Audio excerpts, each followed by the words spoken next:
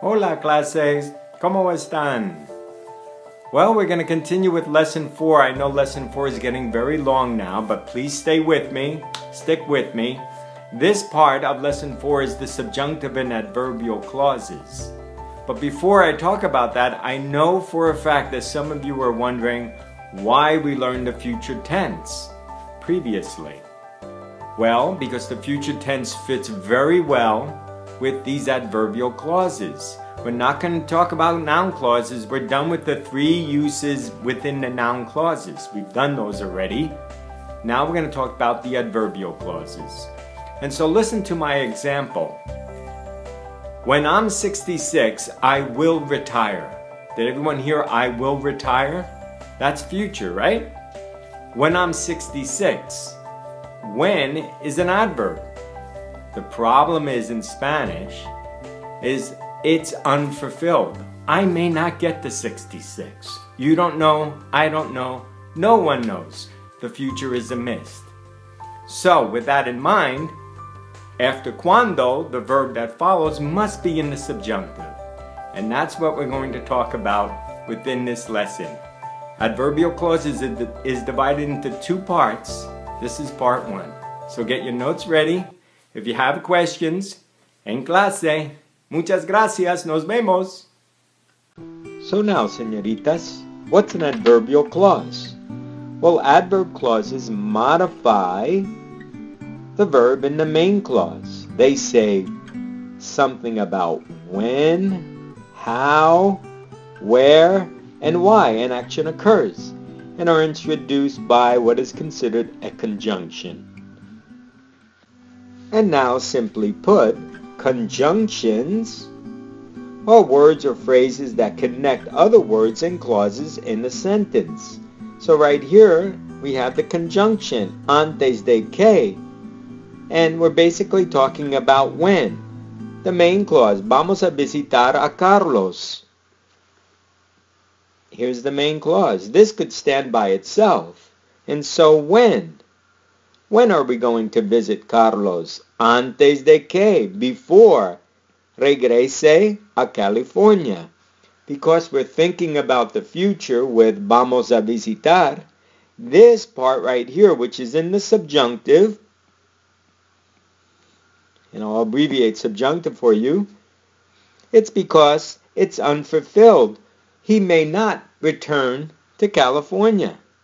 That's our adverbial clause right there. And so the subjunctive is used to express, there it is right there, a hypothetical situation, uncertainty as to whether an action or event will take place, or a condition that may or may not be fulfilled. And that's when I like to say, cuando tenga 66 años. This is unfulfilled. I'm not too sure if I'm ever going to get to 66. That's why the subjunctive is used after cuando. And we'll see those in a little bit. Here is another example. Voy a dejar un recado. Recado means mensaje. Okay, so it says I'm going to leave a mensaje, a message, en caso de que Gustavo me llame. It's not sure whether or not he will call, but I'm going to leave a message in case he calls me, Gustavo calls me. We don't know. He may not call me. That's the idea of the subjunctive in adverbial clauses. En caso de que is an adverbial conjunction. Here is another example, iré. And now you can recognize iré here, that's the future. Iré al supermercado para que tengas algo de comer. I will go to the supermarket so you'll have something to eat. It's unfulfilled. You may never get something to eat. So, therefore the subjunctive is used. Iré al supermercado para que tengas algo de comer, so that you'll have something to eat. Now the good news about part 1 is that the list of conjunctions here, boom and boom, always require the subjunctive. So we have the list, a menos que, which means unless, antes de que, before, con tal que or con tal de que, provided that, en caso que, in case that, para que, so that, sin que, without. These conjunctions will always require the subjunctive in the dependent clause.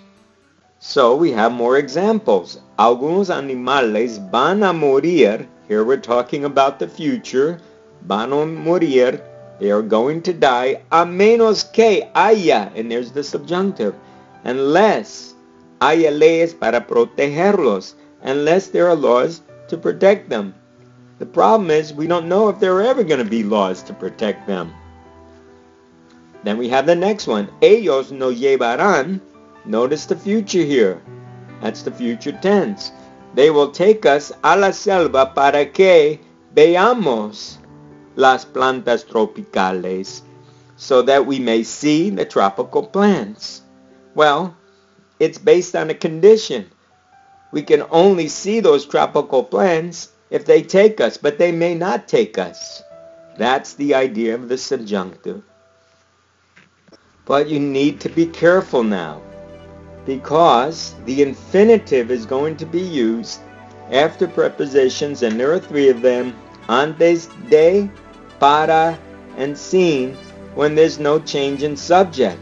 So with these prepositions, antes de, para, and sin, you must have a change in subject. Then the subjunctive is used. If you do not have a change in subject, you will use the infinitive. So, however, if you use antes de que, para que, and sin que, you must have a change in subjects, and the subjunctive is used. Look at the following models. Te llamamos antes de salir de casa. Notice the infinitive here, after antes de. Because it's about us, we will call you before, in other words, before we leave home, before we leave the house.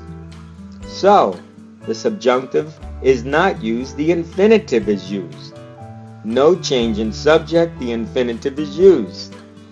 But if you take a look, te llamamos mañana antes de salgas, antes de que salgas, right there. That's your change in subject, from the nosotros to the tú form. We will call you tomorrow before you leave. There's a change in subject. We to you. Subjunctive is used. So that wraps up part 1. This is the easy part for adverbial clauses, because those conjunctions that I mentioned earlier will always take the subjunctive.